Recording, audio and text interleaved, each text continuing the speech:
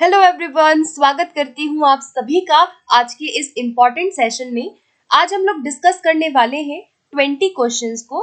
तो छोटा सा सेशन होगा यहाँ पर और यहाँ हम डिस्कस करेंगे English sounds and phonetic symbols से रिलेटेड कुछ क्वेश्चंस एंड उसके साथ हम लोग जो भी इम्पोर्टेंट चीज़ें हैं उसको डिस्कस करेंगे। तो ज़्यादा ये लंबा सेशन नहीं होगा, ठीक है। एंड बहुत जल्दी मैं और भी वीडियोस इस चैनल पर लेकर के आने वाली हूँ, ठीक है। तो स्टार्ट करते हैं आज के सेशन को। क्योंकि आज थोड़ी सी मेरी तबीयत ठीक नहीं थी, थोड़ा गला मेरा ठीक नहीं है, इसलिए मैंने आज ये जो सेशन है ये 20 क्वेश्चंस का ही रखा है, ठीक है। एंड लेकिन इम्पॉर्टेंट है, बिल्कुल भी मिस मत कीजिएगा। ओके, तो स्टार्ट करते हैं सेशन को। और अगर आपको इसकी पीडीएफ चाहिए तो आप टेलीग्राम ग्रुप ज्वाइन कर सकते हो। इसके अलावा आप अगर मुझसे कनेक्ट होना चाहते हो तो आप इंस्टाग्राम पे मुझे फॉलो कर सकते हैं। इसके अलावा टेलीग्राम ग्रुप पे भी आप मुझसे कनेक्ट हो सकते हैं, ठीक है। सभी का लिंक आपको मिल जाएगा वीडियो के डिस्क्रिप्शन में। तो स्टार्ट करते हैं हम अपने सेशन को, छोटा सा होगा, ठीक है। फटाफट से हम लोग डिस्कस करेंगे, इंपॉर्टेंट चीजें हैं। चलिए, फर्स्ट क्वेश्चन आता है, the sounds of English have been divided into 2 parts. अब देखो यहाँ पर एक बात आपको याद रखनी है कि इंग्लिश के जो साउंड्स हैं उनको 2 पार्ट्स में डिवाइड किया गया है। अब वो 2 पार्ट कौन कौन से हैं उनका आपको नेम यहाँ पे गेस करना है, ठीक है। तो करेक्ट आंसर यहाँ पर जो हमारा इस प्रश्न के लिए बनेगा वो बनेगा वॉवल्स एंड कॉन्सोनेंट साउंड्स। आपसे पूछा गया है कि साउंड्स ऑफ इंग्लिश, इंग्लिश को दो, मतलब जो आपके इंग्लिश के टोटल साउंड्स है उनको 2 भागों में बांटा गया है। एक आपका वॉवल्स है एंड सेकंड आपके कौन से साउंड्स है, कॉन्सोनेंट साउंड्स है, ठीक है। चलिए अगला प्रश्न देखते हैं। ये इंपॉर्टेंट क्वेश्चन है, इसको आप याद रखिएगा। अगर आपसे साउंड्स ऑफ इंग्लिश पूछा जाए तो उनको वॉवल्स एंड कॉन्सोनेंट्स में बांटा गया है। अगला है, total number of vowel sounds are. अब आपको बताना है कि कितने वॉवल साउंड्स हैं इंग्लिश के अंदर। तो यहाँ पर हमारा करेक्ट आंसर इस क्वेश्चन के लिए क्या बनेगा, ये सारे जितने भी नंबर है ये इंपॉर्टेंट है। तो हमको बताना है कि टोटल वॉवल्स कितने हैं। तो वॉवल्स इंग्लिश के अंदर हमारे कितने हैं, 20 है, ठीक है। अगर आपसे टोटल वॉवल्स पूछा जाए तो 20 होती है संख्या, ठीक है। ये सभी को पता होना चाहिए क्योंकि इंपॉर्टेंट है, ओके। और बाकी के ऑप्शन भी मैं देख लेती हूँ, वैसे तो इसके भी क्वेश्चंस मैंने यहाँ ऐड कर रखे हैं, बट कोई नहीं, हम लोग थोड़ा सा डिस्कस कर लेते हैं। 12 आपको मालूम है क्या होते हैं, मोनोफथोंग होते हैं। 8 डिप्थोंग होते हैं और 44 कितने क्या है हमारे टोटल इंग्लिश साउंड्स है। टोटल साउंड्स कितने हैं इंग्लिश के अंदर, 44 है। तो ये क्वेश्चन भी हम लोग आगे करेंगे, ठीक है। अगला देखते हैं। अगला आता है total number of short vowels. आपसे पूछा गया है थर्ड वाले में कि शॉर्ट वॉवल्स की कितनी संख्या होती है। तो इसका जो करेक्ट आंसर बनेगा वो बनेगा हमारा ऑप्शन नंबर सी, 7, ठीक है। जो शॉर्ट वॉवल्स की संख्या है इंग्लिश के अंदर वो 7 है। एंड अगर आपसे क्वेश्चन नंबर 4 में लॉन्ग वॉवल्स की संख्या पूछी जाए तो कितनी होंगी, तो लॉन्ग वॉवल्स की संख्या होती है 5, ठीक है। अब देखो, ये जो आपके 7 है और ये जो 8 है, 7 आपके शॉर्ट वॉवल्स, 8 आपके लॉन्ग वॉवल्स, 7 और 5 मिलके कितने बने आपका 7 + 5 कितना आपका 12 बना, ठीक है। तो ये जो 12 है ना, ये हमारे क्या होते हैं, प्योर वॉवल्स होते हैं, ठीक है। आपको पता है प्योर वॉवल्स यानी कि जिन्हें हम क्या कहते हैं, मोनोफथोंग्स भी कहते हैं, ठीक है। तो मोनोफथोंग्स को ही हम 2 भागों में विभाजित कर सकते हैं, शॉर्ट वॉवल्स में एंड लॉन्ग वॉवल्स में, ठीक है। इसके अलावा 9 हमारे क्या होते हैं, फ्रिकेटिव कॉन्सोनेंट साउंड्स होते हैं। 12 मोनोफथोंग होते हैं। 24 क्या होते हैं हमारे, कॉन्सोनेंट साउंड्स होते हैं, ठीक है। ये देखो, ये जो आपका डाटा है ना, इसको आपको याद रखना है। इसी में से कोई ना कोई प्रश्न आपका बन जाएगा। अगर आप प्रीवियस ईयर क्वेश्चन पेपर भी उठाएंगे तो वहां पे आपको इस तरह के बहुत सारे क्वेश्चन नजर आ जाएंगे, ठीक है। जहाँ पे आपसे क्या पूछा गया, कहीं ना कहीं किसी न किसी साउंड या किसी न किसी वॉवल्स के बारे में पूछा गया है। चलिए अगला प्रश्न आता है, diphthongs are also called. Diphthongs को हम और क्या कहते हैं वो आपको बताना है। बहुत अच्छा क्वेश्चन है। प्योर वॉवल कहा जाता है, तो प्योर वॉवल हम डिप्थोंग को नहीं कहते हैं। प्योर वॉवल हमारे कौन से होते हैं, मोनोफथोंग्स होते हैं। हम लोग हर बार ये डिस्कस करते हैं। अगर आप डेली सेशंस मेरे फॉलो करते हैं तो आपको पता होगा प्योर वॉवल हमारे मोनोफथोंग होते हैं, डबल वॉवल्स हमारे डिप्थोंग होते हैं, ग्लाइड वॉवल्स भी डिप्थोंग को कहा जाता है। यानी कि ये दोनों क्या है, हमारे डिप्थोंग होते हैं। तो both B and C will be right answer, okay. अगला क्वेश्चन देखते हैं। अच्छा, इनकी संख्या भी याद रखना है, 8 होते हैं डिप्थोंग, ये आपको याद रखना है, इंपॉर्टेंट है। ग्लाइड वॉवल्स या फिर अगर आपसे ग्लाइडिंग पूछेगा तो भी आपका सेम आंसर होगा। अगला है, हाउ मेनी प्लोसिव साउंड्स, जिन्हें हम ओक्लूसिव भी कहते हैं, ये याद रखना। प्लोसिव्स को ही हम क्या कहते हैं, अक्लूसिव साउंड्स भी कहते हैं। कितने हैं इंग्लिश के अंदर आपको वो बताना है, प्लोसिव्स की संख्या आपको बतानी है। प्लोसिव जो होते हैं वो हमारे कॉन्सोनेंट साउंड्स के टाइप में आते हैं, ठीक है। तो यहाँ पे करेक्ट आंसर जो इसका बनेगा वो बनेगा ऑप्शन नंबर बी, ठीक है। यानी कि 6 आपके क्या है, प्लोसिव साउंड्स होते हैं। अगर आपसे 9 पूछेगा तो 9 क्या है आपके, फ्रिकेटिव है, ठीक है। फ्रिकेटिव कॉन्सोनेंट साउंड्स 9 है, ठीक है। और इसके अलावा बाकी के जो यहाँ पे ऑप्शन है वो भी आपको याद रखना है। अगर मैं यहाँ पे 3 की बात करूं तो 3 हमारे क्या होते हैं, नेजल साउंड्स होते हैं। कौन से साउंड्स होते हैं, आपको बस नाम याद रखना है, ठीक है। हो सकता है आपसे पूछ लिया जाए। नेजल्स जो होते हैं, जो मतलब कि जो नाक से निकली हुई ध्वनियां होती हैं कॉन्सोनेंट्स की, उनकी संख्या 3 होती है।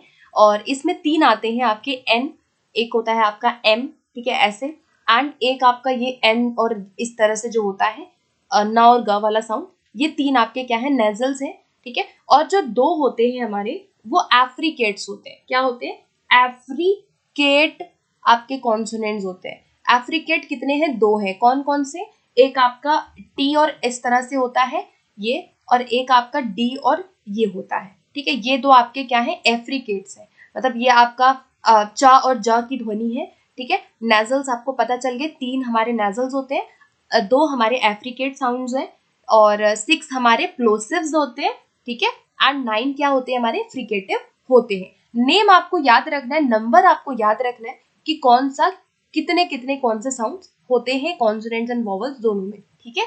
चलिए अगला प्रश्न देखते हैं।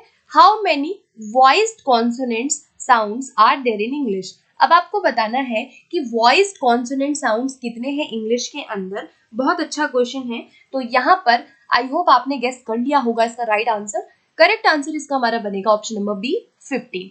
15 हमारे ऐसे कॉन्सोनेंट्स हैं जो वॉइस्ड है, यानी कि जो ध्वनि वाले हैं, ठीक है। एंड कुछ कुछ ऐसे होते हैं जो वॉइसलेस होते हैं। अगर मैं आपसे वॉइसलेस पूछूं कि कितने वॉइसलेस साउंड्स हैं, कॉन्सोनेंट साउंड्स हैं इंग्लिश के अंदर, तो वॉइसलेस कॉन्सोनेंट साउंड जो होते हैं उनकी संख्या होती है 9, ठीक है। 9 हमारे क्या है, ये जो 9 है ये क्या है, हमारे वॉइसलेस है, ठीक है। वॉइसलेस कॉन्सोनेंट्स है।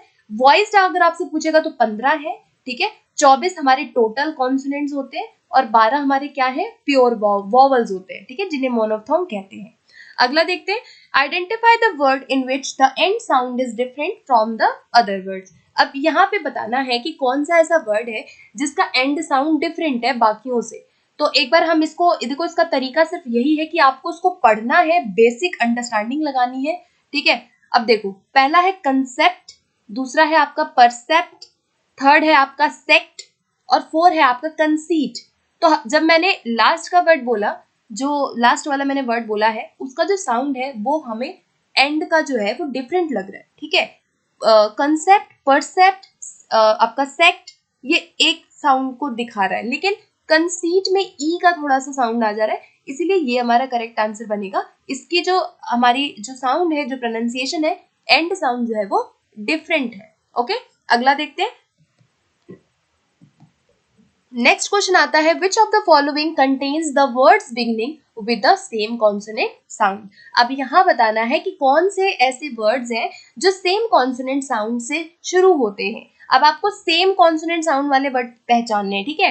तो इनको, इसका भी तरीका क्या है कि आपको पढ़ के देखना है इसको एक बार से, और फिर आपको देखना है, ठीक है। तो फर्स्ट है आपका, क्या लिखा है, शिकागो कोरस, शिकागो कोरस। तो शा एंड क का साउंड आ रहा है, ये नहीं होगा, ठीक है, सेम बताना है हमें। दूसरा है आपका चेरिश, एंड इसको हम बोलते हैं कैरिज्मा, ठीक है, कैरिज्मा बोलते हैं, चेरिश, कैरिज्मा, का और आपका च का साउंड है ये। तीसरा है चाइना, और ये होता है क्रोम, चाइना क्रोम अलग है।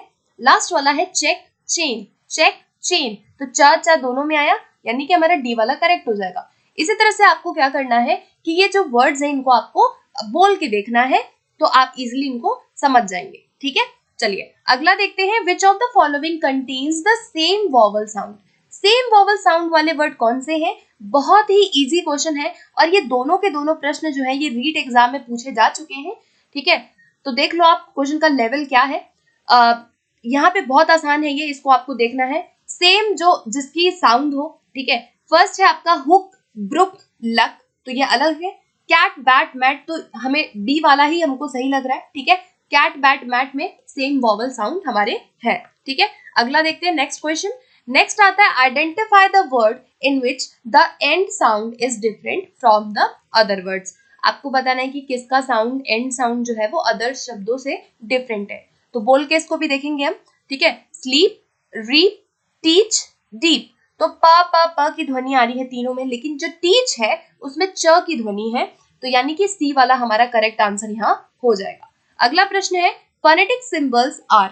अब आपको यहाँ बताना है कि फोनेटिक सिंबल्स कितने हैं इंग्लिश के अंदर, ठीक है। तो इसका जो करेक्ट आंसर हमारा बनेगा वो बनेगा option number D. There are 44 phonetic symbols in English. आपके टोटल अगर आपसे सिंबल्स पूछेगा, टोटल सिंबल्स कितने हैं इंग्लिश के अंदर, या आपसे टोटल साउंड्स पूछेगा, तो भी आपका आंसर क्या होगा, वो यही होगा, ठीक है। 44 विल बी राइट आंसर। अगला देखते हैं। अगला आता है डिप्थोंग्स आर। डिप्थोंग्स क्या है? प्योर वॉवल साउंड्स है, तो ये हमारे प्योर वॉवल साउंड तो हमारे मोनोफ्थोंग होते हैं, तो ये नहीं होगा। प्योर कॉन्सोनेंट साउंड्स, ये भी नहीं होगा। सेमी वॉवल साउंड्स, ये भी नहीं होगा। Correct answer will be option number D, combination of two pure vowels. जब आपके एक ही सिलेबल के अंदर दो प्योर वॉवल का कॉम्बिनेशन हो जाए एंड उससे एक साउंड आपका अगर रिड्यूस हो रहा है, तो वो हमारा डिप्थोंग कहलाएगा, ठीक है। जैसे ए और ई की ध्वनि है, ठीक है, ई और आई की ध्वनि है, ए और ई इस तरह से ध्वनियां हैं, तो ये क्या है, आपका डिप्थोंग का पार्ट है, जहां पे आपके दो जो प्योर वॉवल्स है वो मिल करके एक ही साउंड को प्रोड्यूस करते हैं, तो वो आपका क्या है, डिप्थोंग होता है। अगला प्रश्न आता है which of the following does not have dash sound. अब ये जो आपका साउंड है, बताना है कि किस शब्द में ये वाली ध्वनि नहीं है, ठीक है। फर्स्ट है पुट, सेकंड है आपका वुड, थर्ड है बूट और फोर है कुड। तो आपको पता होना चाहिए कि ये जो साउंड, ये जो सिंबल है, ये किसके लिए हम यूज करते हैं, ठीक है। तो इसका जो मीनिंग होता है, ये होता है हमारा छोटे ऊ की मात्रा के लिए। अगर इस तरह से यू दिया हो या अगर आपका ऐसे सिंपल यू दिया हो, तो दोनों आपका सेम है, ऊ की ध्वनि, छोटे ऊ की मात्रा वाली ध्वनि आ जाएगी, ठीक है। एंड अगर आपका ये वाला साउंड होता है, तो ये आपका क्या है, बड़े ऊ की ध्वनि के लिए होता है, ठीक है। तो यहाँ पर क्या है, बूट, जो बूट है वो इस वाले को दिखाता है, ठीक है। बाकी पुट, वुड, कुड ये छोटे वाले ऊ को दिखाता है। तो करेक्ट आंसर यहाँ हमारा क्या बनेगा, ऑप्शन नंबर सी बनेगा, ठीक है। अगला प्रश्न देखते हैं। नेक्स्ट क्वेश्चन आता है हमारा, ओके, सो नेक्स्ट क्वेश्चन है which of the following does not have sound. अब आपको इसका बताना है कि ये वाला साउंड किस वर्ड में नहीं है। तो पहले ऑप्शंस को हम लोग देखेंगे, ठीक है। फर्स्ट है आपका नियर, सेकंड है आपका डियर, थर्ड है ईयर और फोर है आपका प्रे। तो यहाँ पर हमें पढ़ के ही लग रहा है कि मे बी इसका आंसर फोर हो सकता है और इसका आंसर हमारा क्या होगा, फोर ही होगा, ठीक है। जो आपका ये वाला ध्वनि है, ये ई और य के लिए हम यूज करते हैं, ईयर, जिसमें ईयर का आपका साउंड आ रहा हो, ठीक है। जैसे कि ई ए आर ईयर, या मैं बोलूं फियर, ठीक है, फियर, या मैं बोलूं डियर, ठीक है। तो ये इसमें ये वाला आएगा, ठीक है। और जो आपका प्रे है, इसमें आपका जो साउंड आ रही है वो ई और आई की आ रही है कहीं ना कहीं, यानी कि ए आपका ई, ए और ऐसे करके ई करके होता है, इस तरह से ईयर, ठीक है, ईयर करके होता है, जैसे आपका प्रे, ठीक है, प्रे, ट्रे, ठीक है। तो उसमें आपका ये वाला आएगा, ओके। चलिए अगला प्रश्न देखते हैं। अगला आता है pick out the correct phonetic symbol for the underline word. अब यहाँ पर आपको बताना है कि ये जो अंडरलाइन वर्ड है, इसके लिए करेक्ट फोनेटिक सिंबल हमारा क्या होना चाहिए। वर्ड क्या है, नेशनल। नेशनल यानी आपका क्या आ रहा है, टी आई का मतलब यहाँ क्या है कि यहाँ पे श की कहीं ना कहीं ध्वनि आ रही है, तो श के अकॉर्डिंग आपको आंसर यहाँ बताना है, ठीक है। अब आपको अगर इनका मतलब पता है तो आप इजीली कर लोगे, कोई भी डिफिकल्टी आपको इन साउंड्स को पहचानने में, सिंबल्स को पहचानने में नहीं आएगी।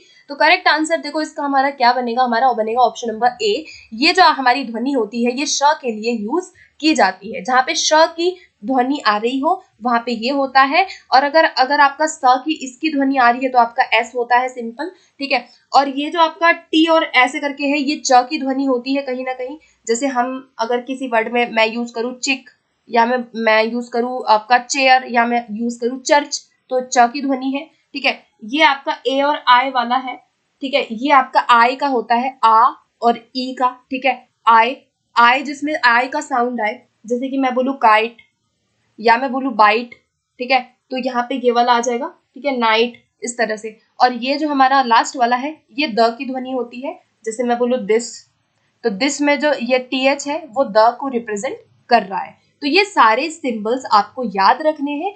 आपको इस तरह से कोई भी वर्ड दे दिया जाएगा एंड आपसे कोई एक सिंबल पूछा जाएगा कि इसमें कौन सा सिंबल है, वो आपको पहचानना है, ठीक है। तो आपको इनकी मीनिंग पता होने चाहिए। चलिए अगला प्रश्न देखते हैं। क्वेश्चन नंबर 17 आता है, which of the following contains the words beginning with the same consonant sounds. अब आपको बताना है कि कौन से शब्दों की जो आपकी शुरुआत है शब्दों की, वो सेम कॉन्सोनेंट साउंड से हो रही है। ऑप्शंस देखते हैं। अब इसको हम पढ़ के देखेंगे फटाफट से, ठीक है।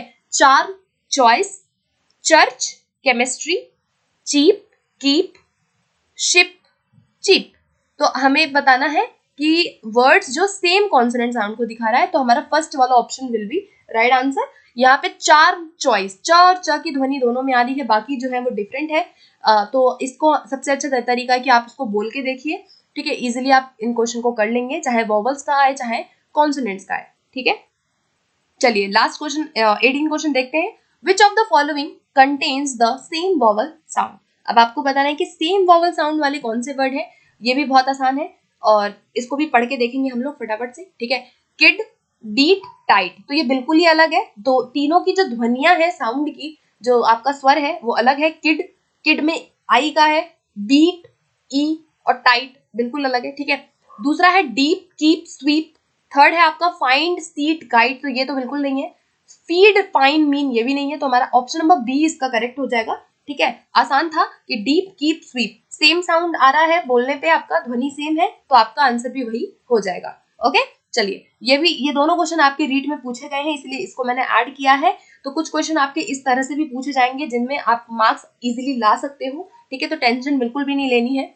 ओके, चलिए अगला देखते हैं। Which of these terms refer to the study of speech process. अब आपको बताना है कि कौन सा ऐसा टर्म है जो यूज किया जाता है speech process, study of speech process, ठीक है। जब आप स्पीच के प्रोसेस की स्टडी कर रहे हैं तो उसे हम कहते हैं क्या, फोनेटिक्स, ठीक है। फोनेटिक्स जो है वो स्टडी ऑफ स्पीच साउंड्स होता है। जब आप स्पीच साउंड्स की स्टडी कर रहे हैं प्रॉपर तरीके से, वो आपका क्या होता है, फोनेटिक्स होता है, ठीक है। अच्छा, जो फोनोलॉजी होता है वो आपका होता है कि जब आप डिफरेंट साउंड्स की स्टडी कर रहे हो। जैसे मान लो कि आपके पास आई का साउंड है, यू का साउंड है, या आपका ये टी एफ करके है, जितने भी आपके साउंड्स हमारे 44 होते हैं, आप जब इन सभी साउंड की स्टडी कर रहे हो तो वो आपका फोनोलॉजी का पार्ट हो जाएगा। लेकिन जब हम एक ह्यूमन में, यानी हमारे अंदर जो एक प्रोसेस होता है किसी भी स्पीच को बोलने का, किसी भी साउंड को निकालने का, जो हमारे वोकल से निकलती है, तो उसकी स्टडी हमारी फोनेटिक्स के अंदर आ जाती है, ठीक है। इससे आप एक और वर्ड याद रखना कि जो फोनीम होता है वो हमारा क्या है, स्मॉलेस्ट यूनिट होता है, ठीक है। अब इस बात को भी आप लोग याद रखना कि फनीम जो है हमारा, फनीम वो स्मॉलेस्ट यूनिट होता है, स्मॉलेस्ट यूनिट ऑफ लैंग्वेज या स्मॉलेस्ट यूनिट ऑफ वर्ड, या फिर आपका साउंड की सबसे छोटी इकाई जो है वो फनीम होती है, ठीक है, जिसे स्वनिम कहते हैं हिंदी में। और सिमेंटिक्स क्या होती है आपकी, study of meaning, study of meaning, यानी जब आप किसी भी वर्ड के, शब्द के अर्थ की स्टडी करते हो तो वो उस स्टडी को हम क्या कहते हैं, सिमेंटिक्स कहते हैं, ठीक है। चलिए अगला प्रश्न देखते हैं, हमारा लास्ट क्वेश्चन है आज का। और मैंने जैसे कि कहा था कि हम थोड़े कम क्वेश्चन आज करेंगे, ओके। और फिर हम बहुत जल्दी 20 क्वेश्चन का एक पूरा का पूरा मैं सेट भी लेकर के आने वाली हूँ बहुत जल्दी, ओके। चलिए आईपीए की फुल फॉर्म बतानी है। कल भी ऐसा ही एक क्वेश्चन डिस्कस यही वाला शायद किया था, इसी तरीके का क्वेश्चन था, बस थोड़े ऑप्शन चेंज थे। तो आईपीए का फुल फॉर्म आपको याद रखना है, क्या पता आपसे कहीं ना कहीं घुमा फिरा के पूछ लिया जाए। तो इसीलिए यहाँ पे इसका करेक्ट आंसर इसका क्या बनेगा हमारा, I for international, P for आपका फोनेटिक एंड ए फॉर आपका एग्रीमेंट हो जाएगा, ठीक है। इसका हमारा, एक सेकेंड गाइस, आई थिंक थोड़ा सा मुझे कंफ्यूजन हो गई है। अच्छा, आईपीए की जो फुल फॉर्म होगी वो इंटरनेशनल फोनेटिक अल्फाबेट होगा, ठीक है। तो यहाँ पे सी वाला ऑप्शन नहीं होगा, एग्रीमेंट नहीं होता है, मैंने एग्रीमेंट जो वर्ड है वो ध्यान नहीं दिया, ठीक है। तो यहाँ पर करेक्ट आंसर हमारा बी हो जाएगा, ठीक है। आई फॉर आपका इंटरनेशनल, पी फॉर आपका phonetic and alphabet, A for alphabet होगा, एग्रीमेंट नहीं होगा, ठीक है। तो ये हम क्यों यूज करते हैं, जो भी हमारे साउंड्स हैं उनके प्रोनाउंसिएशन में। और एक बेसिकली जब हम स्पीच की बात करते हैं, डिफरेंट जब भाषा है या इंग्लिश के अंदर जो भी हमारे साउंड्स हैं, तो उनको रिप्रेजेंट करने का ये एक तरीके का एक माध्यम है जहाँ पे हम ये देखते हैं कि किस साउंड की प्रोनाउंसिएशन क्या है, किस वर्ड को हमें कैसे कहना है। ठीक है, तो इसकी फुल फॉर्म आपको बस बेसिकली याद रखनी है, बहुत ज्यादा डिटेल में नहीं पढ़ना है। ऑप्शन नंबर बी इसका करेक्ट आंसर हमारा हो जाएगा। Okay, so guys I hope कि आपको आज का ये छोटा सा सेशन बहुत अच्छा लगा होगा। एंड बहुत जल्दी मैं सेशंस और लेकर के आने वाली हूँ। थोड़ा सा मेरा जो गला है वो और ठीक हो जाए। ठीक है, तब तक मेरी वीडियोस देखते रहिए, चैनल पर बहुत सारी वीडियो अवेलेबल है। ठीक है, आपको सभी का लिंक वीडियो को डिस्क्रिप्शन बॉक्स में मिल जाएगा, जाके चेकआउट जरूर करिएगा। टॉपिक वाइज हर एक वीडियो मैंने ऑलरेडी बना दिया है रीड के लिए, जो आपके लिए सफिशिएंट है। अगर आप अभी देख लेंगे तो जरूर चेकआउट करना। एंड अगर पहली बार चैनल पर हो तो चैनल को सब्सक्राइब कर लेना। ठीक है, तो फिर मिलते हैं नेक्स्ट, उसके बाद नेक्स्ट सेशन में। Okay, thank you.